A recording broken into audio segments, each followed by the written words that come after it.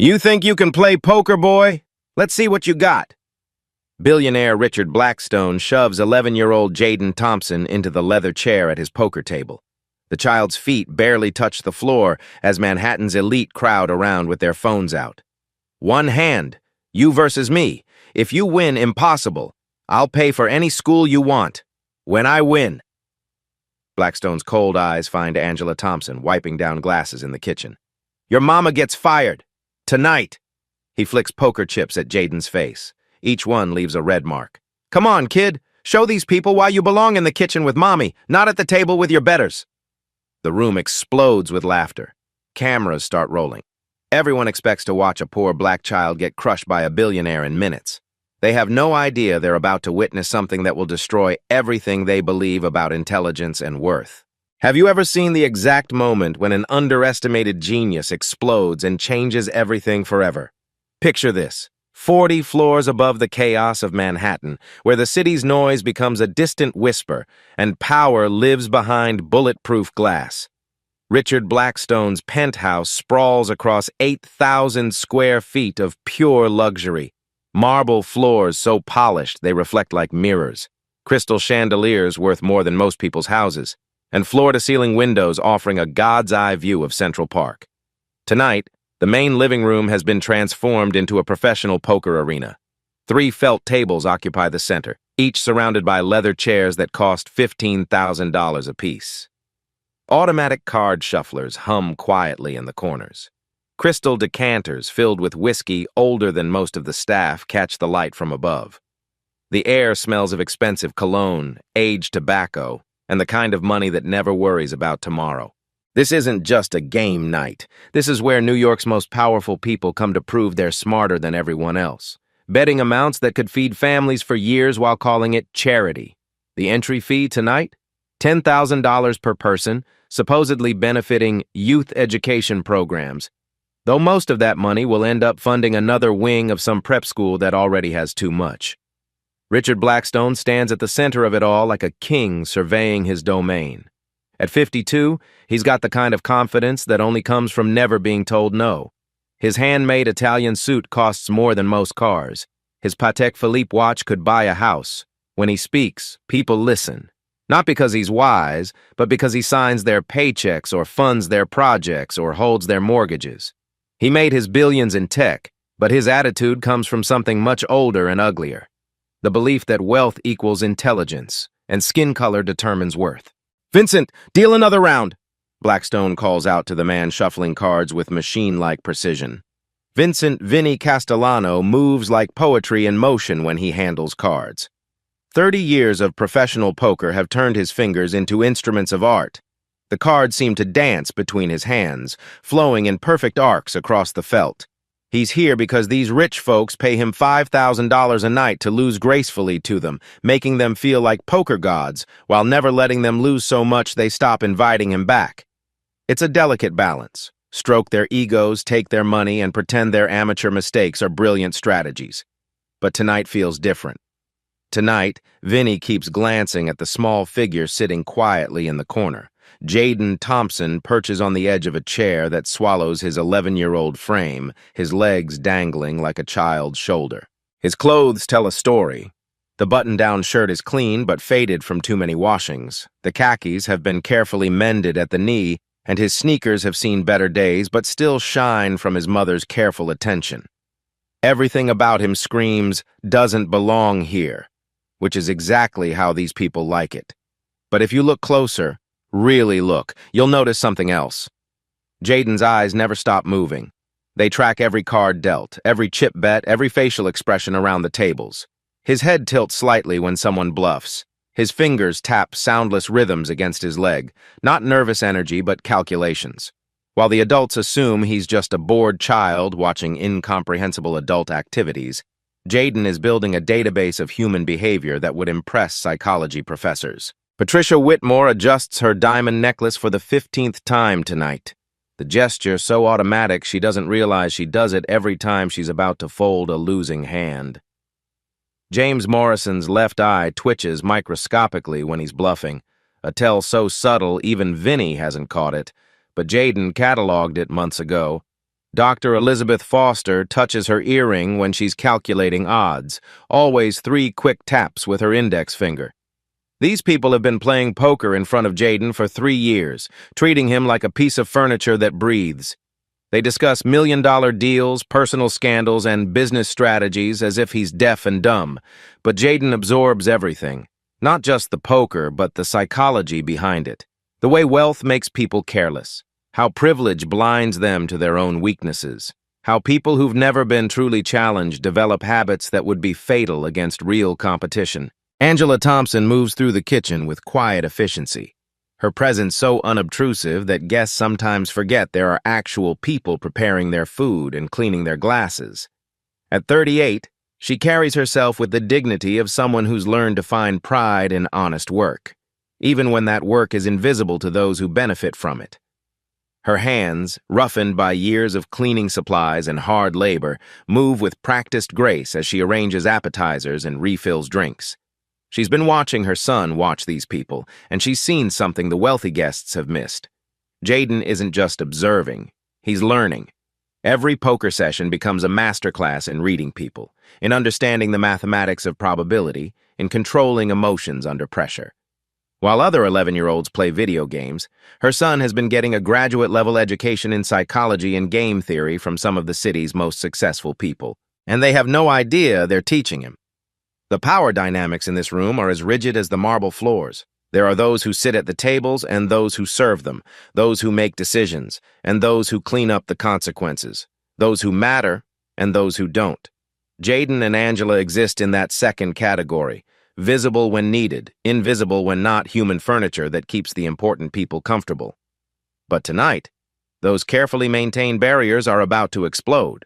Because while Richard Blackstone sees a poor black child who should know his place, what's actually sitting in that oversized chair is a mathematical prodigy who's been studying his weaknesses for 3 years.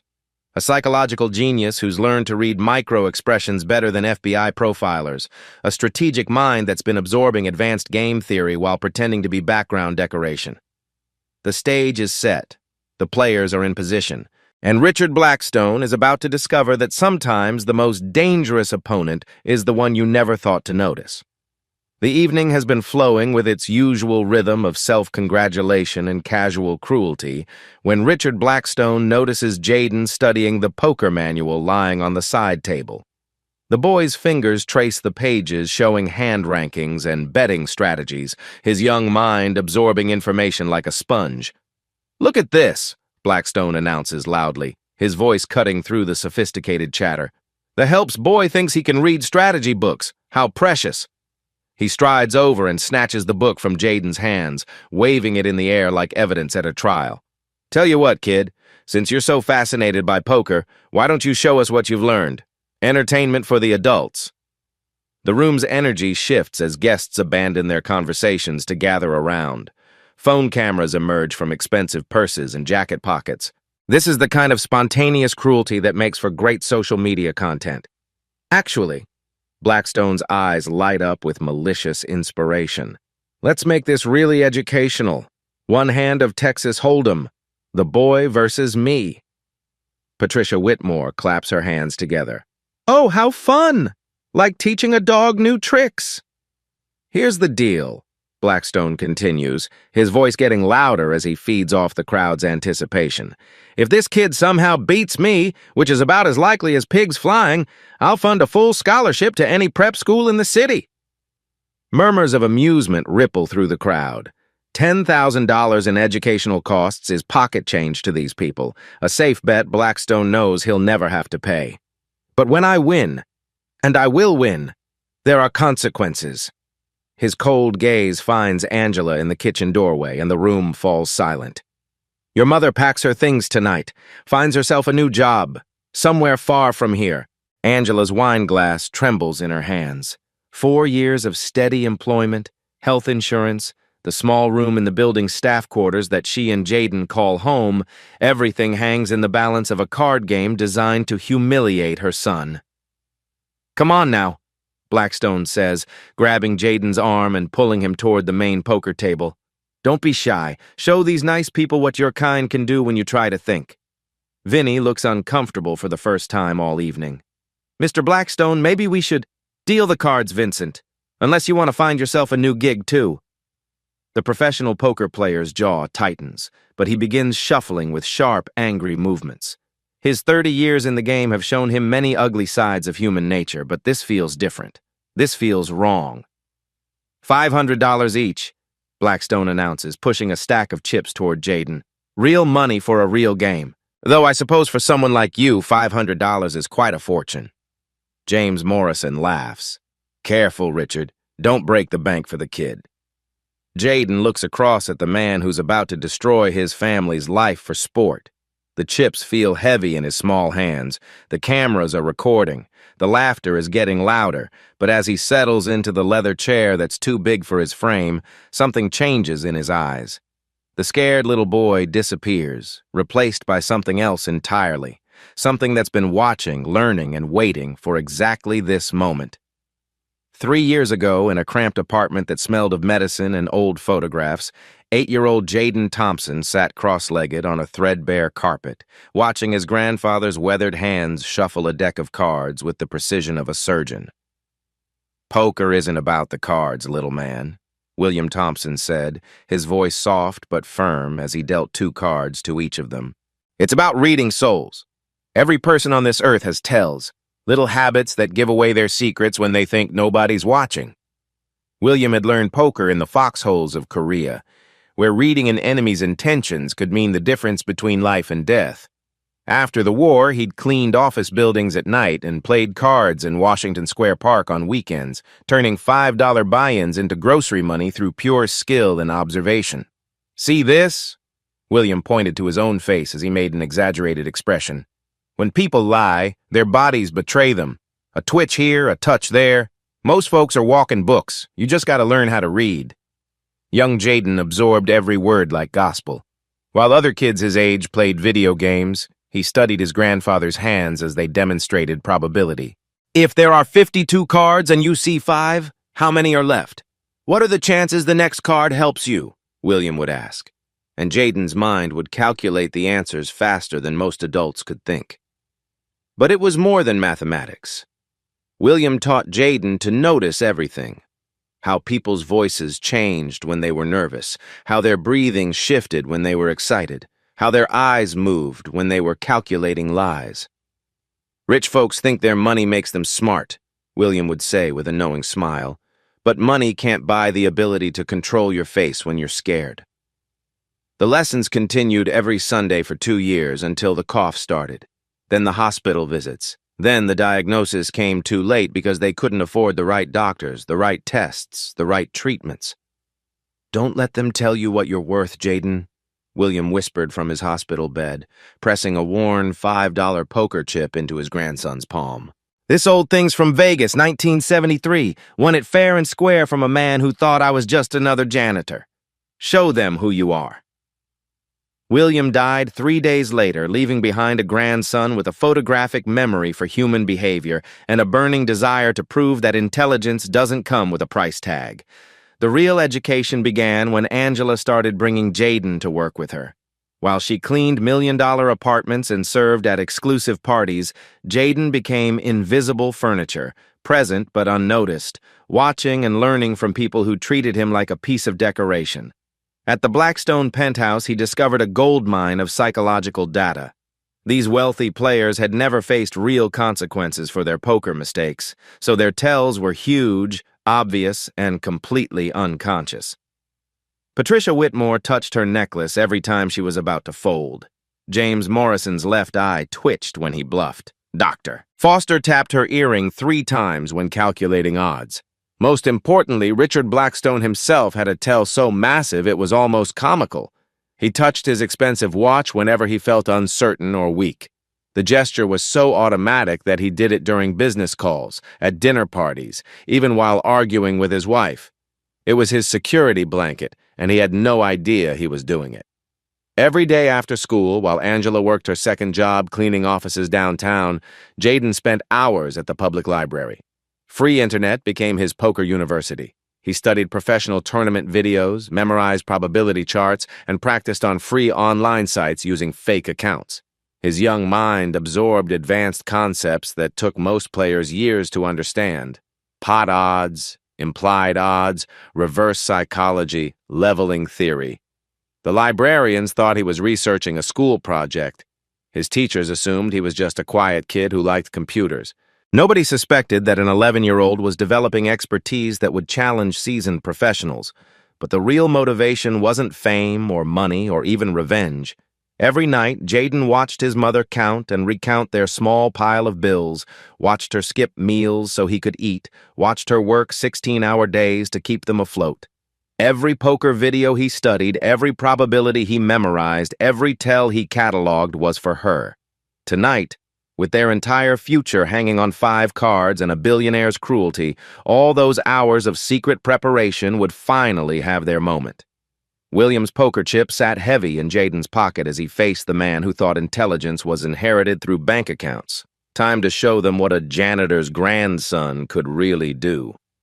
Vinny's hands move with professional precision as he shuffles the deck one final time, the cards flowing like water between his fingers. The sound cuts through the penthouse's tense silence.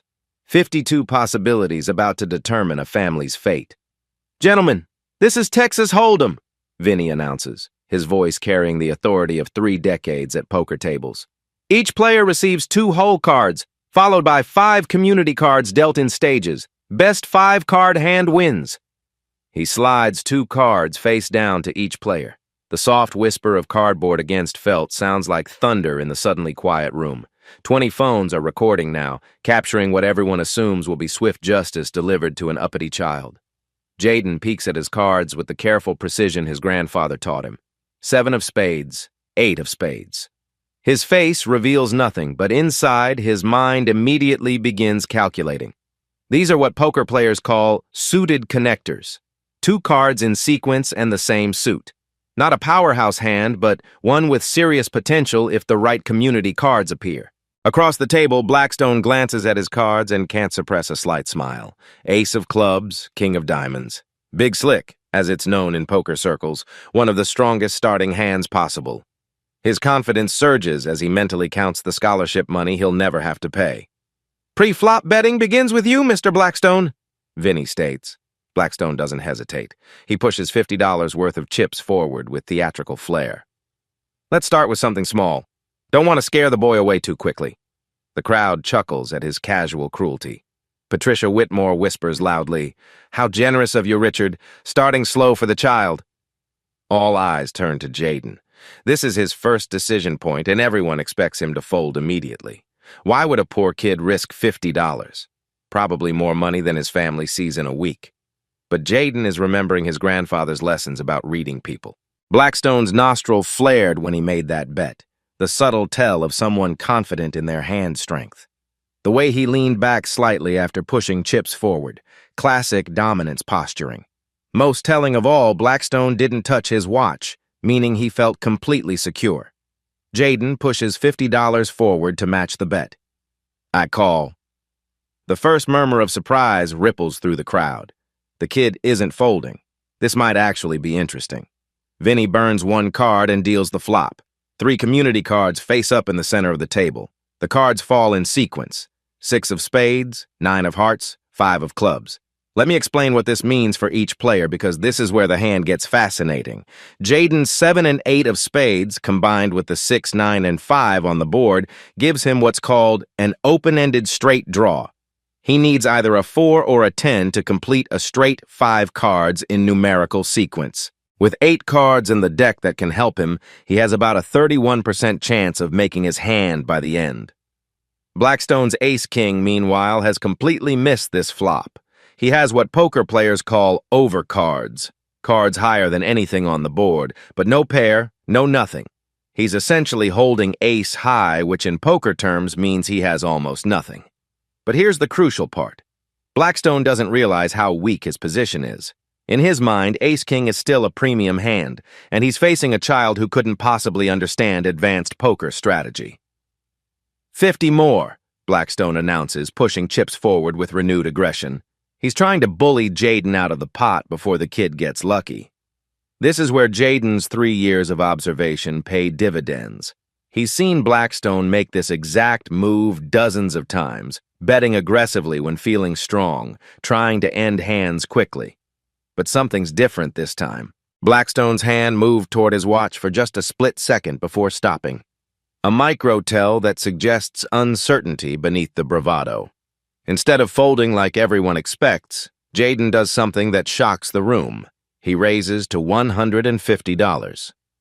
Raise, he says quietly, pushing chips forward with steady hands. The penthouse falls dead silent. Even Vinny's eyebrows climb toward his hairline.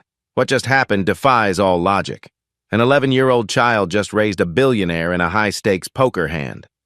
Well, I'll be damned, James Morrison whispers. Blackstone's confident smile falters for the first time. This was supposed to be easy entertainment, a quick lesson in racial hierarchy delivered through cards. Why is this kid fighting back?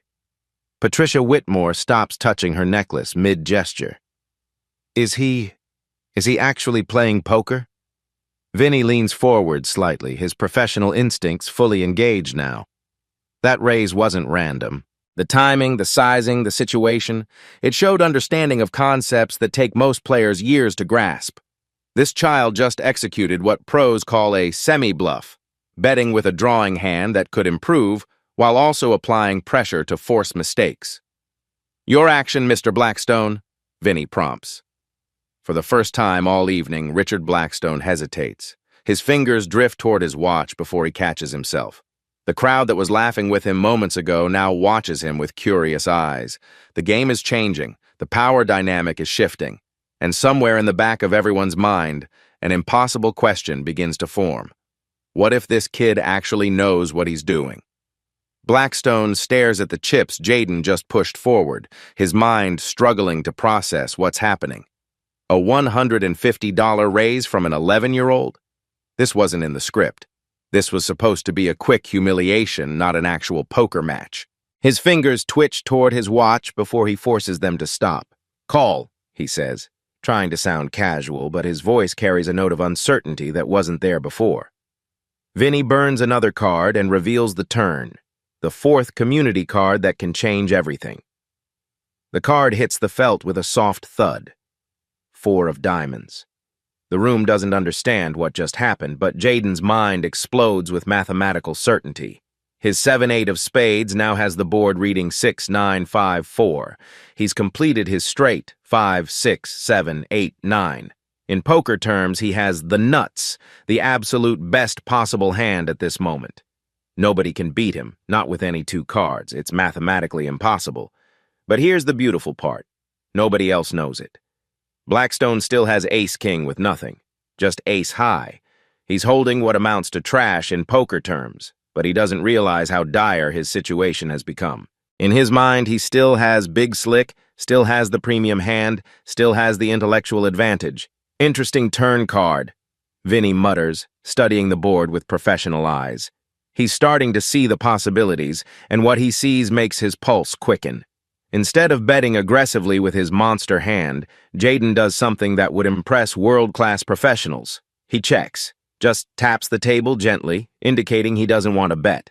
This is called slow playing or trapping, and it requires ice-cold nerves and advanced psychological understanding. Jaden is deliberately showing weakness with an unbeatable hand, inviting Blackstone to bet into him and build a bigger pot. Blackstone takes the bait completely. 200! He announces, shoving chips forward with renewed confidence. In his mind, the kid's check confirms what he expected. Jaden is weak, probably scared, definitely in over his head. Time to end this charade and collect his victory. The crowd murmurs approval. This is more like it. The billionaire reasserted dominance over the presumptuous child, but Jaden is reading Blackstone like a children's book. 3 years of observation have cataloged every micro-expression, every unconscious gesture. When Blackstone made that bet, his nostrils flared slightly, the tell of someone feeling strong, his shoulders squared in dominance posturing. Most importantly, he didn't touch his watch, meaning he felt completely confident. Blackstone has no idea he just walked into a perfectly laid trap. Raise, Jaden says quietly. 400. The words hit the room like a physical blow. Patricia Whitmore's wine glass freezes halfway to her lips. James Morrison's mouth falls open. Even Vinny, who's seen everything in 30 years of professional poker, blinks in surprise. An 11-year-old child just raised a billionaire to $400. This isn't child's play anymore. This is serious money, serious poker, serious psychology. What the hell? Blackstone's composure cracks visibly. His hand jerks toward his watch before he catches himself. This was supposed to be educational entertainment, not a real poker match where he might actually lose. Vinny leans forward, his professional instincts screaming that something extraordinary is happening. Gentlemen, the action is to you, Mr. Blackstone. This is ridiculous, Blackstone snaps, but his voice lacks its earlier confidence. He's 11 years old. He doesn't know what he's doing. But even as he says it, doubt creeps into his mind. The kid's betting pattern shows understanding of concepts that Blackstone himself doesn't fully grasp. The timing, the sizing, the psychology, it's all too sophisticated for random luck. Patricia Whitmore whispers to her husband, "Maybe we should stop this. The child seems to actually know how to play." "No," Blackstone says loudly, his ego overriding his judgment. "I'm not being outplayed by the help's brat. Call. The pot now contains $800, real money that could pay Angela's rent for 3 months. But more than money is at stake here. Reputations, worldviews, fundamental beliefs about intelligence and worth hang in the balance." Vinny deals the final card, the river. 5 of hearts. A complete blank that changes nothing about the hand strength. Jaden still has his unbeatable straight. Blackstone still has absolutely nothing. "This is it," Vinny announces. "Final betting round." Jaden studies Blackstone's face with the intensity of a surgeon. Every micro-expression, every unconscious gesture gets cataloged and analyzed. Blackstone's breathing has quickened slightly. His pupils are dilated with stress. His fingers keep drifting toward his watch before stopping, the universal tell of uncertainty and fear. The man is breaking down, and he doesn't even realize it. "Check," Jaden says, tapping the table softly. It's the perfect move. By checking with the nuts, he's giving Blackstone one final chance to bet into him, to commit even more money to a pot he cannot win. It's psychological warfare at its finest, showing weakness while holding ultimate strength. Blackstone's mind races. The kid checked again. That has to mean weakness, right? Children don't have the sophistication for advanced deception. This is his chance to end the humiliation and restore proper order. "All in," he declares, shoving his remaining $150 into the center. "Every last chip. Let's see what you're really made of, boy." The room gasps. Blackstone just committed every chip he has to a pot he cannot win, against an 11-year-old who's been outplaying him since the first card was dealt. Jaden looks at the chips, then at Blackstone's face, then at the cameras recording every moment of what's about to become poker legend. "I call," he says simply. The trap is complete. The game is over. All that remains is the revelation. The moment Jaden calls Blackstone's all-in bet, the penthouse falls into absolute silence. $850 sits in the center of the table, more money than Angela makes in 2 months, waiting for the cards to be revealed. But before anyone can show their hands, Vinny stands up from his chair, his professional reputation demanding he speak. "Ladies and gentlemen," his voice cuts through the tension like a blade, "I need to explain what you're witnessing here." He gestures toward the community cards spread across the felt. "This board shows 6-9-5-4-5. Now, I've been playing professional poker for 30 years, and what this young man just executed." He pauses, shaking his head in genuine amazement. "This is a master-level strategy." Patricia Whitmore lowers her wine glass, her earlier amusement replaced by genuine curiosity. "What do you mean, Vincent?" "Look at the betting pattern," Vinny explains, his voice gaining authority as he speaks to the crowd. Jaden called the initial bet, then raised on the flop when he had a drawing hand. That's called a semi-bluff, and it requires deep understanding of pot odds and psychology. When the turn card came, he checked with what I suspect is a very strong hand, then raised it when his opponent bet. That's textbook slow playing. James Morrison leans forward, his earlier smirks fading. "Are you saying the kid actually knows how to play?" "I'm saying," Vinny's voice grows more serious, "that I've seen this exact sequence of moves in World Series of Poker main events. Professional players pay thousands of dollars for coaching to learn these concepts. This child just executed them flawlessly against a man who thinks he owns the world. The crowd's energy shifts dramatically. Phones that were recorded for entertainment value now capture something else entirely, the possibility that they're witnessing genuine brilliance from an unexpected source. Dr. Elizabeth Foster, who's been silent until now, speaks up. Vincent, are you suggesting this 11-year-old is actually outplaying Richard? Ma'am, I'm not suggesting anything, Vinny replies firmly. I'm telling you that if this young man has the hand I think he has, what we just watched was a clinic in advanced poker psychology. He read his opponent, controlled the pot size, and extracted maximum value from someone who never suspected the trap being set. Blackstone's face goes pale as the implications sink in. The laughter that surrounded him minutes ago has evaporated. The crowd that was enjoying his dominance display now looks at him with different eyes, eyes that are starting to see weakness where they once saw strength. This is impossible, Blackstone stammers. He's just a kid, he's just what?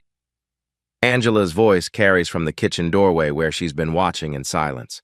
For the first time in 4 years of employment, she speaks directly to Blackstone's guests. Just brilliant? Just gifted? Just someone you never bothered to notice because of the color of his skin? The room's atmosphere completely transforms. What began as cruel entertainment has become something else entirely, a reckoning with assumptions, prejudices, and the dangerous habit of judging intelligence by circumstances rather than ability. Vinny looks directly at Blackstone. Sir, it's time to show your cards.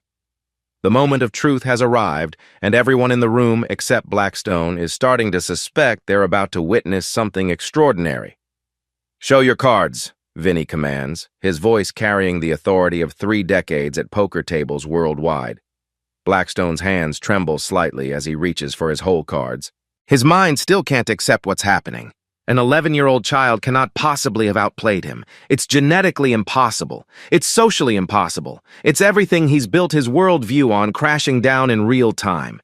He flips over his cards with desperate confidence. Ace of clubs. King of diamonds. Ace-King, Vinny announces to the room. Also known as Big Slick. With the final board of 6, 9, 5, 4, 5, Mr. Blackstone has ace-high. The crowd murmurs in confusion. Ace-high sounds impressive to people who don't play poker, but Vinny's tone suggests it's not good news. In poker terms, Vinny explains clearly, ace-high means Mr. Blackstone has essentially nothing. No pair, no straight, no flush. Just his ace as a high card. It's about as weak as a hand can be in this situation. The reality hits Blackstone like a physical blow. He just bet nearly $1,000 with nothing. But that's impossible. Ace-King is a premium hand. It's supposed to be strong.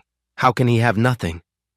All eyes turn to Jaden, who sits quietly in his oversized chair looking impossibly young and impossibly calm. The cameras focus on his small hands as he reaches for his cards. Gentlemen and ladies, Jaden says, his voice clear and steady. Let me show you something my grandfather taught me about reading people. He flips over his cards. 7 of spades, 8 of spades. Vinny's eyes widen as he processes the hand. His voice drops to an awed whisper. 7, 8 of spades. With the board showing 6, 9, 5, 4, 5. He pauses, calculating quickly. That gives Jaden a straight. 5, 6, 7, 8, 9. The room erupts in gasps and shocked murmurs. Patricia Whitmore's wine glass slips from her fingers, shattering on the marble floor. James Morrison's mouth falls open in complete disbelief. A straight beats ace-high, Vinny announces, his professional composure cracking with genuine amazement. Jaden wins, but the cards tell only part of the story. Vinny turns to address the stunned crowd, his voice carrying the weight of professional authority. Ladies and gentlemen, what you just witnessed wasn't luck. This young man has been holding the winning hand since the 4th card was dealt, but instead of betting aggressively and scaring his opponent away, he slow-played it perfectly. He points to the sequence of bets. He trapped Mr. Blackstone into committing every chip he had to a pot he could never win. That's not beginner's luck. That's advanced psychological warfare. Blackstone stares at the cards in complete shock, his brain unable to process the mathematical reality in front of him. This can't be happening, he whispers. This is impossible. The mathematics are quite simple, actually, Jaden says, his young voice cutting through the chaos with surgical precision. You had roughly a 6% chance of winning after the turn card. I had the nuts, the best possible hand. You bet everything on a 6% chance because you couldn't read the situation. The words hit Blackstone like bullets. Not just the poker lesson, but the calm, analytical way this 11-year-old is explaining how thoroughly he's been outplayed. But more importantly, Jaden continues, standing up in his chair to address the room, you couldn't see my strength because you were blinded by your assumptions about my worth. The crowd begins to applaud, slowly at first, then building to thunderous approval. These wealthy, sophisticated people are giving a standing ovation to a child who just demonstrated intellectual superiority in the most undeniable way possible. Vinny starts the applause, his professional respect overriding social boundaries. In 30 years of poker, I've rarely seen such perfect execution. That was a masterclass in reading opponents and controlling psychology. Blackstone sits frozen in his chair, staring at the cards that just destroyed his entire worldview. The child he dismissed as genetically inferior just outplayed him using pure intelligence, patience, and skill. The game is over. The money is won. But the real victory is just beginning. The applause dies down as Vinny addresses the room with the gravity of a courtroom judge delivering a verdict. Ladies and gentlemen, I need you to understand what just happened here, he says, his voice carrying 30 years of professional authority. This wasn't a fluke. This wasn't beginner's luck. What Jaden just executed requires mastery of concepts that most players never learn. He gestures toward the felt table where the cards still lie in testament to genius. He read micro-expressions to identify his opponent's tells. He calculated pot odds in real time. He employed advanced psychological strategy to extract maximum value from a losing hand. These are skills that professional players spend decades developing. Patricia Whitmore, her earlier cruel laughter now a memory, steps forward with obvious discomfort. Vincent, are you saying this child has been studying poker? Ma'am, I'm saying this child has been studying human psychology at a graduate level while we all assumed he was just furniture. Vinny's words cut through the room's pretensions like a surgeon's scalpel. For the first time since the cards were dealt, Jaden stands up fully in his chair and addresses the crowd that has spent years ignoring his existence. For 3 years, I've sat in corners of rooms like this, watching you play poker and assuming I was too young or too poor or too black to understand what I was seeing. His voice carries a quiet strength that makes even the most powerful people in the room listen. But my grandfather taught me that poker reveals character. Tonight, every person in this room revealed exactly who they are. James Morrison shifts uncomfortably. Now wait just a minute. No, sir, Jaden interrupts with polite firmness. You wait. You laughed when Mr. Blackstone called me an animal. You recorded videos expecting to watch a child get humiliated for your entertainment. You assumed my worth based on my mother's job and the color of my skin. The room falls silent as the weight of their collective behavior settles on their consciences. But poker taught me something else, Jaden continues, his young voice gaining power. It taught me that assumptions are dangerous. Mr. Blackstone assumed I was inferior because of my circumstances. That assumption just cost him $1,000 and his reputation. Angela Thompson steps out of the kitchen where she's been silently watching her son's transformation from invisible child to undeniable force. My son taught himself poker theory using library books and free internet videos, she says, her voice steady with pride. While you assumed his limitations, he was mastering skills. You pay consultants thousands of dollars to teach you poorly. Dr. Elizabeth Foster, shame evident in her voice, asks, how long have you been watching our games, Jaden? 3 years, ma'am. Every Thursday night poker game, every weekend tournament, every casual hand during dinner parties. I've been cataloging tells, memorizing betting patterns, studying the psychology of players who never faced real consequences for their mistakes. That's impossible, Blackstone finally speaks, his voice hollow with shock. You're just a child.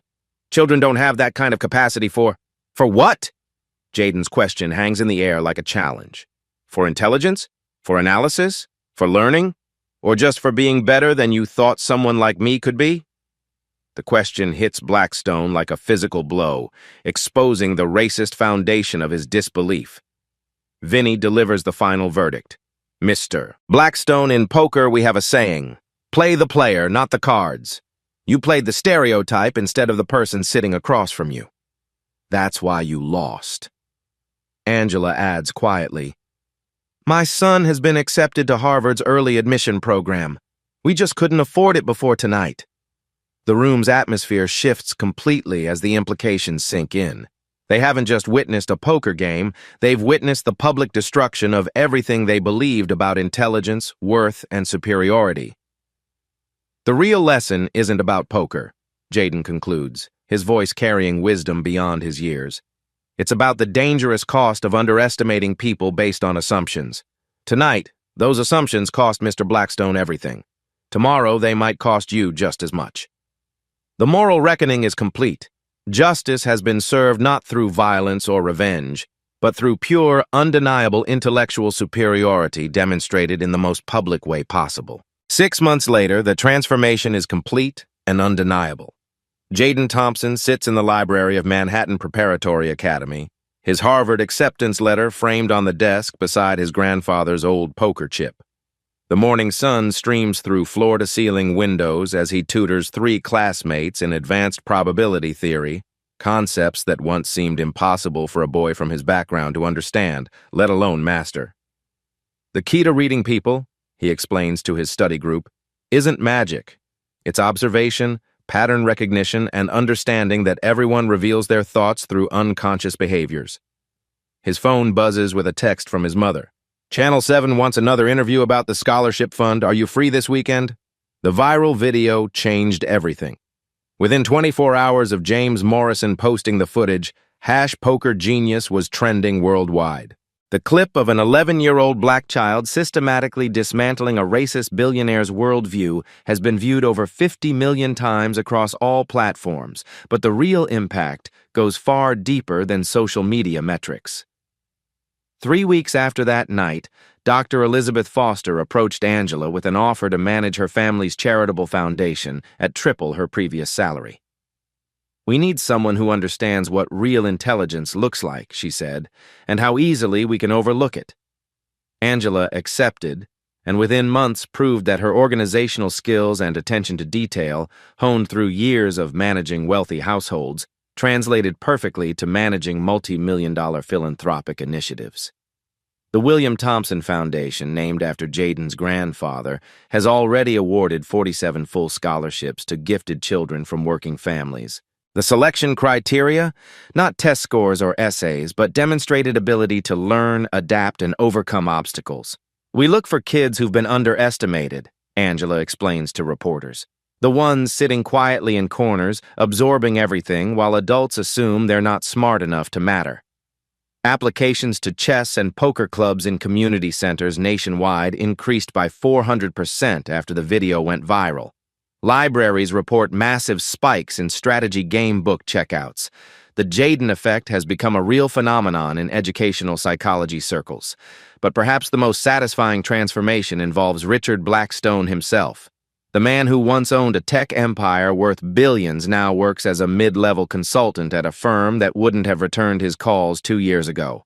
His company's board requested his resignation within weeks of the video's release, as clients and partners distanced themselves from his public display of racism. His wife filed for divorce 6 months later, citing irreconcilable differences. Legal code for, I can't be married to a man the entire world knows is a racist. His children, embarrassed by their father's behavior, refused to speak to him.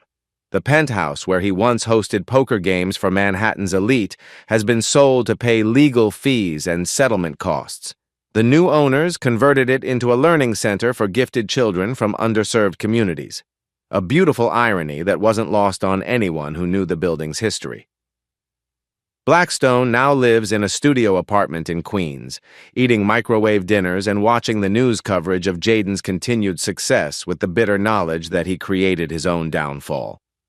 Meanwhile, Jaden's academic achievements continue to astound his teachers. Perfect scores in advanced calculus and behavioral psychology, captain of both the debate team and chess club.